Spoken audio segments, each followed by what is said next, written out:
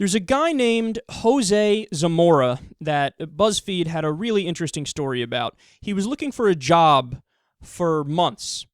In fact, he had a really solid and consistent routine that he would stick to. He would wake up and every morning he would send out 50 or more resumes to any and every job that he was qualified for. Well, he wasn't getting anywhere. And in fact, he says he got no responses, donut, zero, not even close. So he decided to do a little experiment and drop one letter from his name. So instead of being Jose, he became Joe. What happened after this? Quote, a week later, his inbox was full. He got countless responses after that. They explain, quote, although digital job applications would seem to be the ultimate exercise in colorblind hiring, numerous studies and applicants have found the opposite. Employers consciously or subconsciously discriminate against names that sound Black or Latino.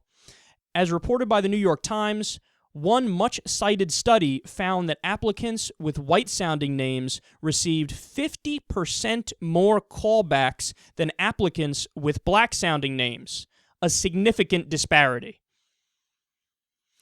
So this is really interesting and really important. And if there was one story I had to choose to show to other white people and explain to them that racism still exists and it's a thing, whether it's subconscious or conscious, it would be this story. Because there's no other explanation for it. There's no other explanation. There was another story that they referenced there, which is there was a black woman who has an African-American sounding name, and she put out a resume online, no hits. The second she changed it to a white-sounding name, immediately she got plenty of hits. All of the information is the same. The resume is exactly the same. The only difference is the name. So there's no denying it that there's racism involved here. So having this information, it's incumbent upon white people to go, oh, I see. The system is kind of fucked up. And maybe we should understand that, and maybe we should appreciate the perspective that African American and Latinos and minorities are coming from. And maybe we shouldn't be so harsh to dismiss it whenever, you know what, especially conservative, old white conservative people say, like, just complaining again, these minorities.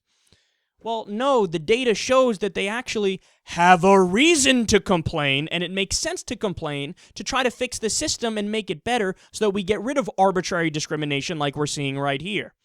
I mean, another example of that is white people and black people use drugs at the same rate, but black people get arrested 4 times more often.